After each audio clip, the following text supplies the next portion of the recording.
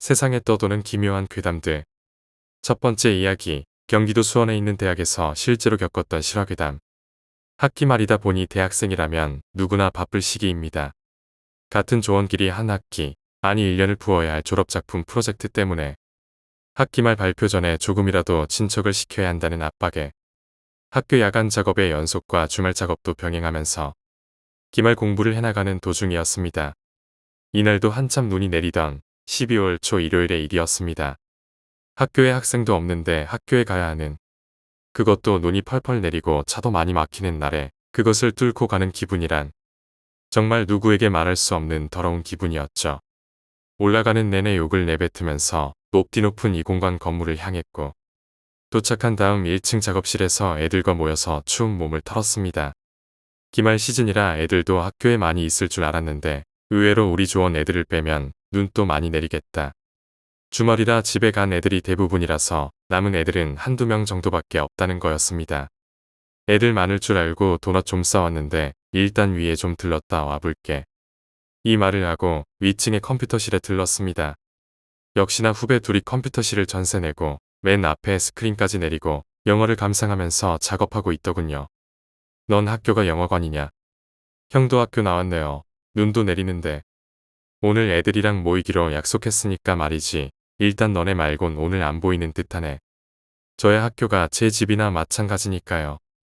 그래 그럼 난 애들 다시 만나러 1층에 가보마. 그리고 1층에 내려와서 애들이랑 다시 이야기하면서 작업을 했습니다.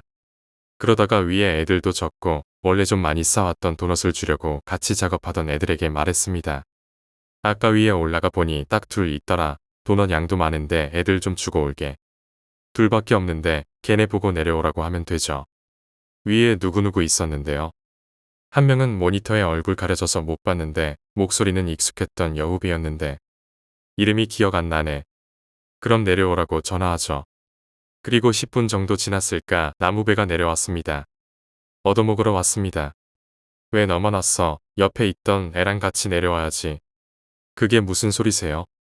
분명 올라가서 확인했을 때는 둘이었는데 옆에 3칸 정도 떨어져서 모니터 보고 있던 여자 후배 있었잖아. 걔도 같이 왔어야지. 형 무슨 말이에요? 나 오늘 아침부터 혼자 있었는데. 갑자기 뭔가 황당했습니다. 분명 내려올 때 후배 하나랑 여자 목소리가 들렸는데 안녕히 가세요 라고. 안녕히 가세요 라고 말한 거 못 들었어? 형 무섭게 왜 그래요? 전 듣지도 못했어요. 아니야 분명 내 옆으로 3칸 떨어진 자리에 한 명 더 있었어. 혹시나 해서 그 후배랑 같이 확인하러 올라가 봤는데 컴퓨터가 꺼져 있어야 하는데 켜져 있었습니다. 분명 누가 사용한 흔적이 있었고요. 결국 남 후배는 뭔가 으스스하다고 집으로 가서 쉬겠다고 하교를 했고 저랑 조원들은 그 여자가 누구였는지에 대해 추측만 하다가 밤 10시 정도에 헤어졌습니다. 아직도 그게 뭐였는지에 대해서는 잘 모르겠네요. 두 번째 이야기, 죽은 남편과의 동거. 오늘 이야기하려는 사건은 공포라기보다는 오히려 애틋한 이야기입니다. 죽기 전에 이런 사랑 한번 받을 수 있을런지. 죽은 남편의 시신과 7년 동안이나 같이 집에서 지낸 사건입니다. 시신과 7년간이나 동거했다는 부인의 직업이 약사라는 점 때문에 꽤나 시끄러웠고 주목을 받았던 사건이지요. 사망하기 전 남편은 3급 공무원이었고 아내도 약사라 나름 남부럽지 않을 만큼 풍족한 생활을 하면서 지내는 평범한 가정이었습니다. 그의 부인과 3명의 자녀들이 7년간 시신과 동거하는 이해할 수 없는 상황이 벌어지게 된 건 남편이 말기암 판정을 받으면서부터였습니다. 간암 말기 진단을 받은 남편은 치료가 불가능하다는 말에 병원에서의 모든 치료를 거부합니다. 부인 또한 남편이 병이 치료되지 못할 거라는 것에 절망하고 모든 것을 포기하려던 차에 우연히 미국에서 성령 세미나를 받게 됩니다. 의학적으로 고칠 수 없는 병을 종교적 행위로 고쳐보리라 생각한 것 같은데 성령 세미나 참석 후 부인은 종교적인 행위에 몰두하게 됩니다. 데모라고 불리는 멘토의 도움을 받아 누구보다 열심히 기도에 매달렸다고 합니다. 그렇지만 부인의 기대와는 달리 남편은 병색이 더 악화되었고 얼마 지나지 않아 집에서 사망하게 됩니다. 남편이 사망하고 평소에도 주변 사람들과 왕래가 적었던 부인은 남편이 사망한 후에는 사람들과 단절된 생활을 합니다. 남편의 사망을 주변 지인들은 물론 일가 친척들에게도 전혀 알리지 않았다고 합니다. 시간이 흐르고 몇 년이 지나 그 집에 대한 흉흉한 소문들이 난무하기 시작합니다. 그 집 앞을 지나갈 때면 악취가 나는데 그게 시체 썩는 냄새라고 수군거렸고, 전에는 없던 벌레들이 그 집에서 냄새가 나기 시작하면서 들끓는다고 수군거렸다고 합니다. 심지어 그 집 2층에서 죽은 남편의 귀신을 봤다는 사람까지 나오게 됩니다. 결국 7년이라는 시간이 지나 이웃에 살던 주민의 신고로 경찰이 방문하게 되는데, 몇 번이나 집을 방문했지만 집안의 문은 굳게 닫혀 열리지가 않았고, 결국 압수수색 영장을 통해 집의 문이 열립니다. 그곳에는 여느 집과 다를 바 없었지만 집 안거실 한쪽에 이불을 뒤집어 쓴 채 반듯하게 누워있는 미라 한 구가 발견되면서 이 사건은 세상에 알려지게 됩니다. 경찰의 말에 따르면 누가 봐도 죽은 사람의 모습이었고, 아주 보관이 잘 되어 부패가 거의 없는 미라 상태의 시신이었다고 말합니다. 그것이 알고 싶다에 다뤄지기도 했고, 언론에서는 죽은 남편의 시신과 가족의 7년간의 동거라는 타이틀만으로도 전 국민의 호기심을 자극하기에는 충분했습니다. 경찰은 주변 탐문을 하던 중 남편이 생존 당시 부인이 데모라는 사람과 함께 다니는 것을 자주 보았고, 그 데모가 종교를 빌미로 거액의 돈을 챙겼다는 소문을 알게 됩니다. 이에 경찰은 데모와 부인이 사이비 종교와 연관되어 있는지를 조사했지만 데모에 대한 소문은 거짓이었고 사이비 종교와의 연관성 또한 찾을 수 없었습니다. 오히려 독실한 천주교 신자라는 것만 재확인했고, 단지 남들보다 더 간절히 열성적으로 기도에 매달렸을 뿐이라는 걸로 결론 내립니다. 경찰은 조사 중 황당한 사실 하나를 알게 됩니다. 부인은 남편을 잊지 못해 남편의 죽음을 받아들이지 못하는 부인의 망상 때문에 그랬다면 100번 양보해 그럴 수 있겠다 생각할 수 있지만, 부부스라의 세 자녀와 가까이 살던 시누이 또한 죽지 않았다고 믿고 있었고, 자녀들과 시누이 또한 매일 남편의 시신에 인사를 했다고 합니다. 우리로서는 이해하기 힘든 이야기지만 가족 전부가 지금은 잠들어 있는 것일 뿐 언젠가는 깨어날 거라고 믿고 있었다는 거죠. 남편을 너무 사랑한 나머지 죽은 남편을 잊지 못하는 부인의 지고지순한 사랑이라고 그렇게 결론이 나는 듯했지만, 그런데 말입니다. 조사 중 새로운 사실이 밝혀집니다. 언론이 발표한 내용을 살펴보자면 부인은 남편이 사망한 후에 남편이 사망한 사실을 숨기고 2008년 11월 남편이 근무하던 해당 부처에 찾아가 남편을 대신해 명예퇴직을 신청했고, 2009년 1월까지 급여와 휴직수당 퇴직금 퇴직연금으로 1억 4천여만 원을 챙겼다는 겁니다. 남편의 죽음을 못 받아들이는 부인의 지고지순한 사랑이 졸지에 돈에 눈이 멀어 남편의 사체를 집안에 유기해버린 범죄자로 전락해버립니다. 그렇게 그녀는 사기와 사체 유기 혐의로 재판을 받게 되는데, 그녀의 사기 혐의에 대해서는 남편이 사망한 후에도 가족들에게 남편을 잘 돌봐달라고 부탁한 점, 약사라는 신분으로 안정된 수입이 있었던 점 등이 고려되어 고의로 남편의 사망 사실을 숨기고 거짓으로 돈을 챙길 동기가 부족하다고 판결합니다. 사체 유기 혐의에 대해서는 발견 당시 사체에 입혀져 있던 옷이 깨끗했고 거실에 이불을 덮고 반듯하게 누워있던 점, 7년 전에 숨진 시신의 상태라고 보기에는 너무나 깨끗한 점을 들어 사체를 유기해 방치했다고 보기 힘든 점을 들어 사체 유기 혐의에 대해서도 무혐의 판정을 내렸습니다. 밝혀진 사실은 여기까지입니다만 방부 처리를 한다 해도 관리를 조금만 잘못해도 부패한다고 알고 있는데, 시신의 방부 처리를 하지 않고 상온에서 7년 동안이나 부패하지 않았을까요? 아내의 증언으로는 매일 소독약으로 온몸을 깨끗이 닦아준 게 전부라고 합니다. 소독약이 약간의 방부제 역할을 했다 치더라도 과학적으로는 완전히 설명이 되지 않지요. 이런 케이스는 세계적으로도 아주 희귀한 경우라고 합니다. 그것이 알고 싶다에 나온 그녀가 어느 지인에게 했던 말이라고 합니다. 남편이 입원한 날 저녁을 먹고 남편과 저는 막 어두워진 병원 뒷동산을 산책하고 있었습니다. 내 옆에 항상 그 자리에 있는 사람이 어느 날 더 이상 옆에 없을 수 있다는 건 참으로 여러분들 한 번씩 상상해 보십시오. 결국 그녀는 주변의 권유를 받아들여 남편을 화장했다고 합니다. 남편을 너무 사랑해서 현실을 받아들이지 못하는 여자에게 신이 내린 기도의 응답일까요? 아니면 남편이 죽지 않았다는 망상에 빠져있는 여자를 떠날 수 없었던 남편의 애절한 사랑일까요? 세 번째 이야기, 전화. 밤 12시 무렵. 친구 A에게 전화가 왔다. 지금 어디 있냐? 집인데. 미안한데 지금 너네 집에 좀 가야겠다. 미안해. 10분 후 A가 왔다. 미안하다. 괜찮아, 뭔 일 있냐? 갑작스럽게 찾아온 건 좀 당황스러웠지만 A랑은 오랜 친구 사이다. 이 정도 가지고 체면 차릴 사이도 아니고 나는 우선 냉장고에서 맥주를 꺼내서 마실래? 라고 물었다. A는 고마워라며 받았다. A는 이상한 걸 주었다며 가방에서 수건을 꺼냈다.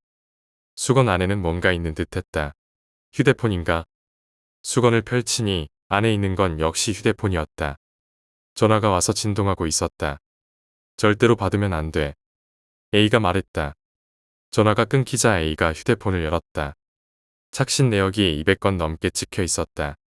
나는 무심코 한숨을 내쉬었다. 잠시 후 또 전화가 걸려온다. 받으면 어떻게 되는데? 왠지 좀 위험한 놈인 것 같아서. 확실히 그래 보였다. 휴대폰을 꺼내놓고 한동안 지켜보고 있었지만 끝도 없이 계속 전화가 걸려온다. 누가 이렇게 전화를 거는 걸까? 휴대폰을 잡으려는데 A가 내 손을 붙잡았다. 그리고는 지갑에서 종이 조각을 꺼냈다. 전부 이 녀석이 건 전화야. 무섭다. 장난 아닌데. 이거 경찰에 갖다 줘. 벌써 한밤중이잖아. 내일 가야지. 그 사이에도 휴대폰은 진동은 시끄럽게 울리고 있었다.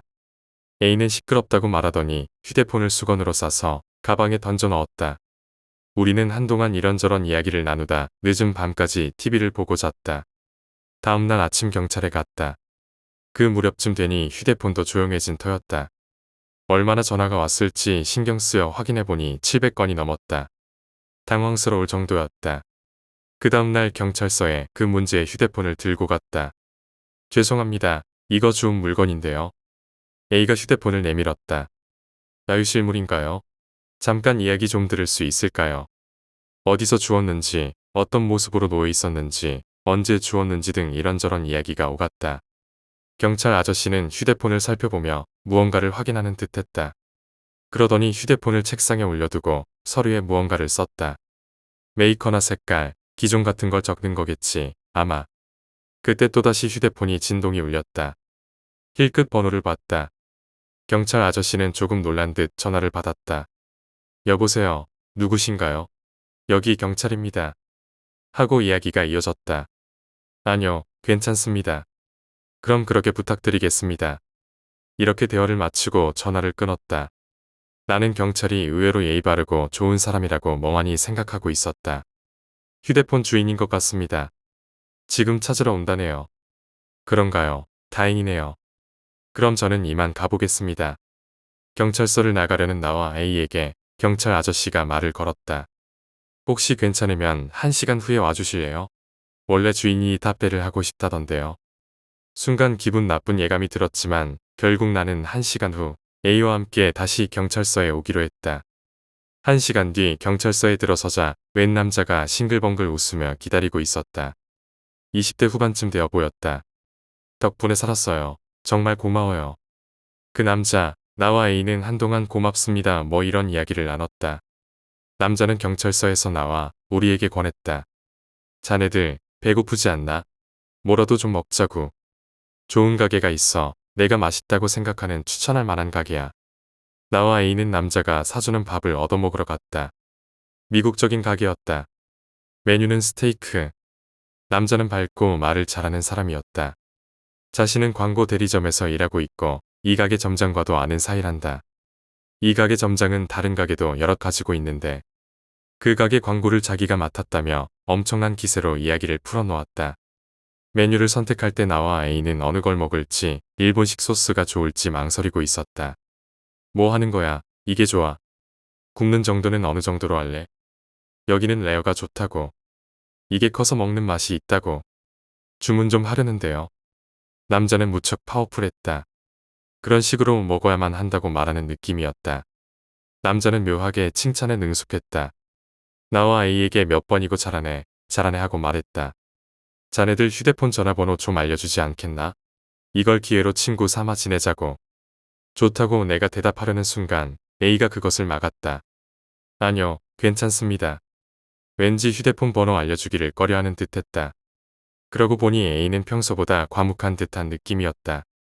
남자가 일방적으로 이야기하고 우리는 맞장구만 칠 뿐이었기에 크게 신경 쓰이지는 않았지만 A가 끈질기게 거절하자 남자는 한순간 울컥 화가 난 듯했지만 곧바로 웃어 보였다. 뭐 자네들도 이런저런 사정이 있을 테니까 신중한 거겠지. 괜찮아. 신경 쓰지 말게. 그럼 슬슬 가볼까? 그리고는 남자는 일어났다. 잠깐만, 난 아직 다 못 먹었는데. 내 고기가. 남자는 이미 식사를 마친 듯했다. 잘은 모르겠지만 남자는 갑자기 허둥대고 있는 듯했다. 나와 A는 잘 먹었다고 인사했다. 괜찮아, 맛있었겠지. 이 가게에 또 놀러 오라고. 그럼 다시 만날지도 모르지. 우리는 그대로 헤어졌다. 너 왜 그래? 배라도 아프냐? 아니, 좀 신경 쓰이는 게 있어서. 뭔데? A는 자기 생각을 이야기해 주었다. 아마 그 남자는 휴대폰 주인이 아닐 거야. 애시당초 그렇게 끈질기게 몇백 번을 전화하다니 정상이 아니지. 아마 저 사람, 자기의 성인격 장애가 있을 거라고. A의 이야기를 요약해보면 이랬다. 그는 자기 이야기만 늘어놓았고 우리를 이유도 없이 마구 칭찬해댔다. 거기에 우리가 먹는 속도는 신경도 쓰지 않았던 데다 완전히 격식 차리지 않고 우리를 대했던 것이다. 게다가 언뜻 친절해 보였지만 자기가 먹고 싶은 메뉴를 우리한테 강요한 거나 마찬가지였고 우리가 전화번호를 가르쳐주지 않자 울컥한 모습과 그 직후 자신을 그럴듯하게 포장한 것까지 죄다 근거가 된다는 게 A의 말이었다. 스스로 성격 좋은 호청년을 연기하는 것 같았어. 담례로 스테이크를 사준다는 그 행동 자체는 친절해 보이지만 메뉴를 자기 마음대로 정해버렸지. 게다가 우리가 먹는 와중에도 계속 말을 걸어왔고 마구 칭찬을 해댔지만 그건 우리한테 호감을 사려고 일부러 한 게 아닐까 싶어. 게다가 휴대폰 번호를 갑자기 물어오는 것도 부자연스러워. 우리가 다 먹지 않았는데도 자리에서 일어서고 말이야. 애시당초 답대답시고 우리 의견도 묻지 않고 가게로 끌고 온 것부터가 친절을 가장한 자기중심적 행동이야. 듣고 보니 나는 A의 말이 맞는 것 같아서 고개를 끄덕였다. 그 휴대폰 주인, 아마 그 사람한테 스토킹 당하고 있는 게 아닐까. 하룻밤에 700번이나 전화가 걸려오다니 어떻게 생각해도 이상하잖아. 나는 만약 번호를 알려줬으면 어떻게 됐을까 싶어 등골이 오싹했다. 네 번째 이야기, 이상한 병동. 나는 약제사로 올해부터 어느 시골 병원에서 근무하고 있다. 약제사는 나까지 모두 셋으로 막내인 나는 온갖 잡일을 도맡아 하고 있다. 어느 날 평소처럼 저녁이 되어 외래 진료는 끝나고 병동에서 온 오더를 보고 주사약 제조를 하고 있었다. 그날따라 오더가 까다로운 게 많아 병동에 직접 문의하면서 작업을 하고 있자니 시간이 꽤 늦어버렸다. 게다가 그날 안에 약품회사에 발주를 넣어야 할 약이 있어서 그 발주서까지 만들어야 했다. 식당에 저녁 주문을 넣어 놓을 걸 그랬다고 후회하며 발주서를 만들기 시작하는데 전화가 왔다. 하지만 수화기를 들어도 아무 말이 없다. 약제실입니다. 무슨 일이신가요? 하지만 아무 대답이 없다. 전화기에는 A 병동 간호센터로 번호가 찍힌다. 전화기가 고장 났나 싶어 일단 전화를 끊었다. 하지만 곧 다시 전화가 온다. 받아보면 아까 전처럼 아무 말이 없다. 이게 두세 번 반복되니 슬슬 짜증이 나기 시작했다. 나는 약제실에서 나와 A 병동에 찾아가 보기로 했다. A 병동은 5층. 엘리베이터를 타고 버튼을 누른다.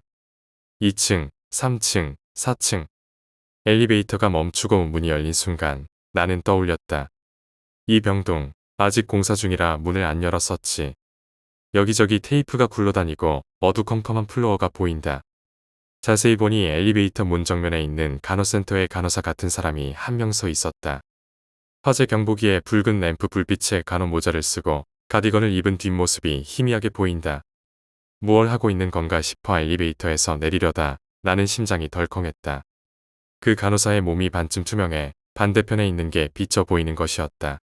필사적으로 엘리베이터 닫힌 버튼을 마구 눌렀다. 엘리베이터 문이 닫히고 다시 열릴 때까지 그저 눈 감고 견뎠다. 그리고 문이 열리자마자 뛰쳐나오듯 엘리베이터에서 나왔다. 한시라도 빨리 병원을 떠나고 싶었다. 하지만 발주는 해놔야 했다.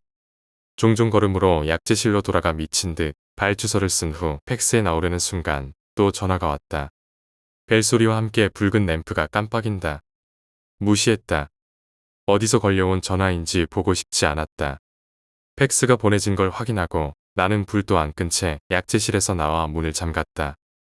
불 꺼진 약제실 모습을 보고 싶지 않았다. 다음 날 출근하니 사무과 직원이 왜 불을 켜놓고 퇴근하냐며 잔소리를 해댔다. 사과를 하면서 나는 A 병동에도 전화가 걸리는지라고 물었다.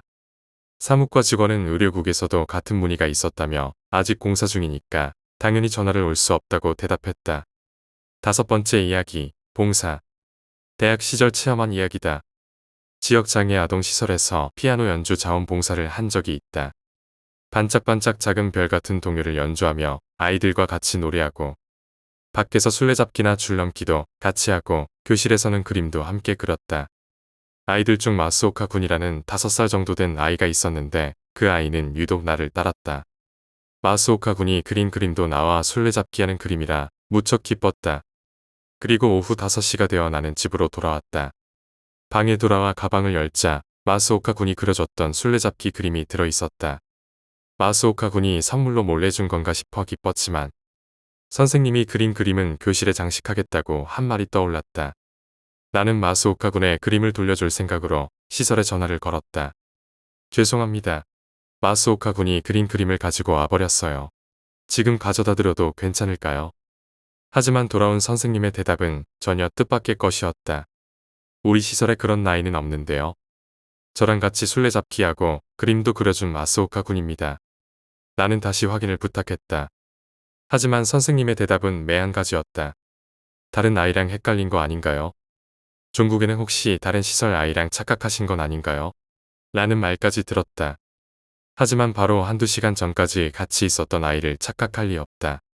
몇 번을 물어도 선생님의 대답은 같았다. 그런 아이는 없다고. 선생님은 그날 내가 사내 아이랑 노는 모습 자체를 보지 못했다는 것이었다. 결국 어쩔 수 없이 전화를 끊었지만 머릿속이 새하했다. 술래잡기 그림에는 검은 크레파스로 또 놀자 라고 써 있었다. 갑자기 그게 기분 나쁘게 느껴져 그날은 잠을 이룰 수가 없었다. 그 다음 날 그림을 가지고 시설을 찾아갔지만 마스오카 군에 관한 모든 게 사라져 있었다. 명찰이 있었던 자리, 신발장 모두 비어 있었다. 그리고 가방에 분명히 넣었던 그림도 어느새인가 사라진 후였다.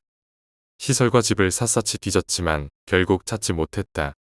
외부 아이가 우연히 들어온 게 아닐까 하고 나 스스로를 속이고 있지만 아직도 풀리지 않은 수수께끼로 남아있다.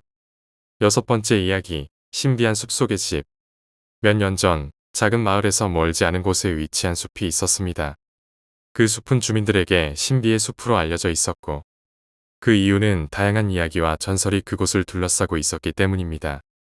숲속에는 한 채의 오래된 집이 있었고 그 집은 마을 사람들 사이에서 미스터리한 장소로 여겨졌습니다. 주민들은 그 집에 대해 여러 가지 이야기를 전했습니다. 어떤 이는 그 집이 과거의 마법사나 연금술사의 집이었다고 믿었고 또 다른 이는 그 집이 오래전부터 버려져 있었으며 그 안에서 이상한 소리가 들린다고 주장했습니다. 가장 신빙성 있는 이야기는 그 집이 오랜 세월 동안 사람의 손길이 닿지 않은 채 숲속 깊은 곳에 자리 잡고 있다는 것이었습니다. 마을에서 자란 한 청년, 이름은 정훈이었습니다. 정훈은 모험을 좋아하고 호기심이 많은 성격이었습니다. 어느 날 그는 친구들과 함께 숲을 탐험하기로 결정했습니다. 정훈과 그의 친구들은 어릴 적부터 그 숲에 대해 들은 이야기들에 매료되어 있었고 이번 기회에 그 집을 직접 찾아보기로 했습니다. 정훈과 친구들은 일요일 아침 일찍 숲으로 떠났습니다. 숲은 고요하고 신비로운 분위기를 자아내며 그들을 맞이했습니다. 그들은 숲속 깊숙이 들어갈수록 점점 더 호기심을 자극하는 광경을 목격하게 되었습니다. 나무들은 마치 살아있는 것처럼 보였고 바람은 나무 사이를 지나가며 신비로운 소리를 냈습니다. 몇 시간을 걸어가던 그들은 마침내 그 집을 발견했습니다. 집은 예상보다 훨씬 더 오래되어 보였고 주변에는 덩굴과 이끼가 가득했습니다. 집은 무너질 듯 위태로워 보였지만 동시에 강한 호기심을 불러일으켰습니다. 정훈과 친구들은 조심스럽게 집으로 다가갔습니다. 집에 도착한 그들은 먼저 외부를 살펴보았습니다. 문과 창문은 모두 닫혀 있었고 오랜 세월 동안 아무도 들어가지 않은 듯했습니다. 정훈은 친구들과 함께 문을 열어보기로 결심했습니다. 그들은 문을 밀어보았지만 문은 쉽게 열리지 않았습니다. 몇 번의 시도 끝에 문은 삐걱거리며 열렸고 그들은 안으로 들어갈 수 있었습니다. 집안은 어두웠고 먼지가 가득했습니다. 하지만 곧 그들은 집안 곳곳에 흩어진 신기한 물건들을 발견했습니다. 고대의 책들, 이상한 기구들, 그리고 알 수 없는 그림들이 벽에 걸려 있었습니다. 정훈과 친구들은 이 집이 단순한 버려진 집이 아니라 무언가 더 깊은 비밀을 간직하고 있다는 것을 느꼈습니다. 정우는 책상 위에 놓인 오래된 책 한 권을 집어들었습니다. 책은 매우 두꺼웠고 표지는 낡아 있었지만 여전히 견고했습니다. 그는 책을 조심스럽게 펼쳐보았습니다. 책 안에는 이해할 수 없는 언어로 쓰인 문장들과 기묘한 그림들이 가득했습니다. 정우는 이 책이 마법과 관련된 책일 것이라고 생각했습니다. 그 순간 집안의 분위기가 변하기 시작했습니다. 마치 집이 살아있는 것처럼 느껴졌고 정훈과 친구들은 갑자기 두려움을 느꼈습니다. 그들은 빨리 집을 떠나기로 결정하고 밖으로 나왔습니다. 하지만 문을 열고 나가려는 순간 문이 갑자기 닫히며 그들을 가두었습니다. 정훈과 친구들은 당황하며 문을 열려고 했지만 문은 다시 열리지 않았습니다. 그들은 집 안에서 빠져나갈 방법을 찾기 위해 각자 다른 방을 탐색하기 시작했습니다. 정훈은 집 안에 또 다른 방으로 들어갔고 그곳에서 놀라운 광경을 목격했습니다. 방 안에는 빛나는 구슬들이 공중에 떠다니고 있었고 그 구슬들은 마치 무언가를 암시하는 듯했습니다. 정우는 구슬들의 손을 대보았고 그 순간 강한 빛과 함께 방 안의 모든 것이 변화했습니다. 정우는 친구들과 다시 합류했지만 그들은 모두 다른 방에서 비슷한 경험을 했다고 말했습니다. 그들은 이 집이 단순한 집이 아니라 마법적인 힘을 가진 장소임을 깨달았습니다. 정훈과 친구들은 이제 집을 떠날 방법을 찾아야 했습니다. 그들은 다시 한번 문을 열어보려고 했지만 문은 여전히 열리지 않았습니다. 그들은 집안을 더 탐색하기로 했습니다. 정우는 계단을 따라 위층으로 올라갔고 그곳에서 또 다른 문을 발견했습니다. 문을 열고 들어가자 그는 작은 방 안에 있었습니다. 방 안에는 커다란 거울이 있었고 그 거울은 마치 다른 세계로 통하는 문처럼 보였습니다. 정우는 거울 앞에 서서 자신을 바라보았습니다. 그 순간 거울 속에서 이상한 소리가 들려왔습니다. 정우는 거울 속에서 무언가가 움직이는 것을 보았습니다. 그는 가까이 다가가 거울을 자세히 들여다보았습니다. 거울 속에는 자신이 아닌 다른 사람이 비쳐 있었습니다. 그 사람은 정훈에게 말을 걸었습니다. 이곳은 마법의 집이다. 너희가 이곳에 들어온 이유는 무엇이냐? 정훈은 당황했지만 용기를 내어 대답했습니다. 우리는 단지 이곳을 탐험하려고 왔습니다. 그런데 이 집에서 빠져나갈 수가 없어요. 어떻게 해야 하나요? 거울 속의 인물은 잠시 생각하더니 대답했습니다. 이 집은 선택받은 자만이 나갈 수 있다. 너희는 이 집의 비밀을 풀어야 한다. 정우는 그 말을 듣고 친구들에게 돌아가 그 내용을 전했습니다. 그들은 이제 이 집의 비밀을 풀기 위해 협력하기로 했습니다. 그들은 집안 곳곳에 숨겨진 단서를 찾기 시작했습니다. 각 방마다 다른 단서들이 있었고 그 단서들은 하나의 큰 그림을 완성하는 퍼즐의 조각들 같았습니다. 정훈과 친구들은 각 방에서 단서를 찾아가며 퍼즐을 맞춰갔습니다. 그들은 점점 이 집의 비밀에 가까워지고 있었습니다. 마침내 마지막 단서를 찾은 그들은 모든 퍼즐 조각을 맞춰 하나의 완성된 그림을 만들어냈습니다. 그 그림은 집안의 중심에 있는 방으로 가는 길을 가리키고 있었습니다. 그들은 그림이 가리키는 대로 집안의 중심에 있는 방으로 갔습니다. 그 방 안에는 큰 원형 테이블이 있었고 테이블 위에는 여러 개의 구슬이 놓여 있었습니다. 정우는 구슬들을 하나씩 들어보며 그들의 의미를 생각했습니다. 구슬들은 각기 다른 색깔과 문양을 가지고 있었고 그들은 구슬들을 조합하여 문양을 완성해야 한다는 것을 깨달았습니다. 정훈과 친구들은 구슬들을 조합하기 시작했습니다. 그들은 서로 협력하며 구슬들을 맞춰갔고 마침내 완성된 문양을 만들어냈습니다. 그 순간 방 안의 공기가 변하고 강한 빛이 방을 채웠습니다. 그들은 눈을 감고 빛 속에 몸을 맡겼습니다.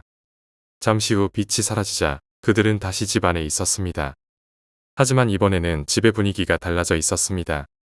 문은 열려 있었고 그들은 밖으로 나갈 수 있었습니다. 정훈과 친구들은 기쁨에 찬 얼굴로 밖으로 나왔습니다. 그들은 무사히 숲을 빠져나와 마을로 돌아갔습니다.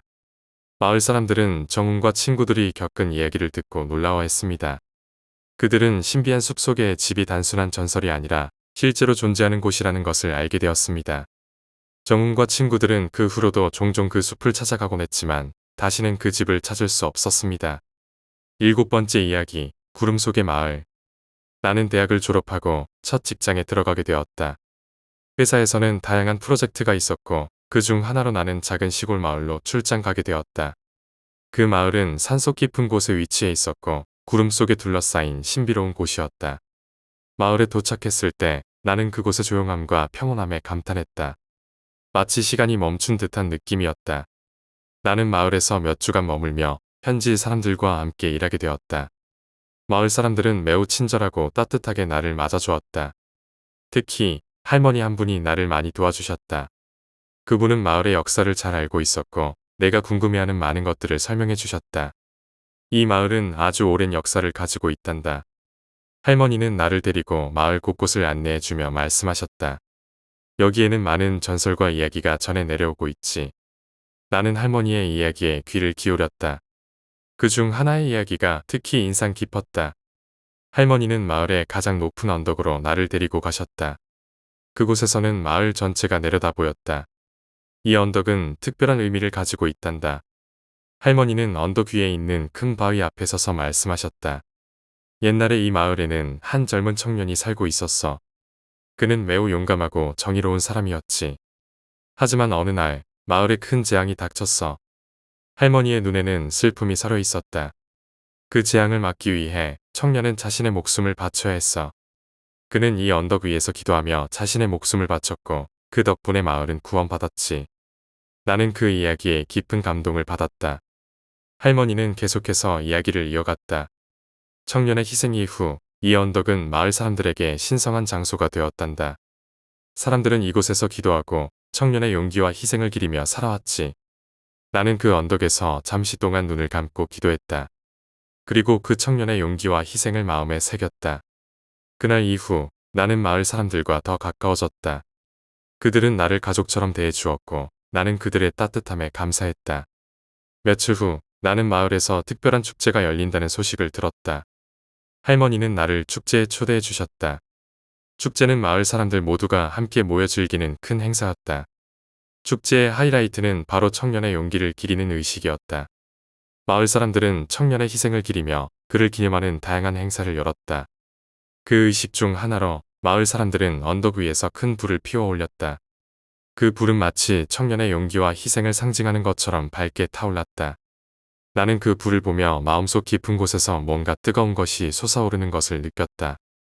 그 순간 나는 이 마을과 깊은 연결고리를 느꼈다. 축제가 끝난 후 나는 할머니와 함께 마을을 돌아다니며 더 많은 이야기를 나누었다. 할머니는 나에게 마을의 전통과 문화, 그리고 그들이 살아가는 방식에 대해 자세히 설명해 주셨다. 나는 마을 사람들의 삶에 깊은 감명을 받았다. 그들은 자연과 조화를 이루며 살아가고 있었고 서로를 존중하며 따뜻한 공동체를 이루고 있었다. 그날 밤 나는 할머니의 집에서 묵게 되었다. 할머니는 나에게 따뜻한 차를 대접해 주시며 말했다. 이 마을에서의 경험이 너에게 큰 의미가 되었으면 좋겠구나. 너는 이곳에서 많은 것을 배우고 느꼈을 테니 앞으로도 그 기억을 소중히 간직하길 바란다. 나는 할머니의 말씀에 고개를 끄덕이며 감사 인사를 드렸다. 다음 날 아침 나는 마을을 떠나야 했다. 마을 사람들은 나를 위해 작은 송별회를 열어주었다. 그들은 나에게 많은 선물과 축복의 말을 건네주었다.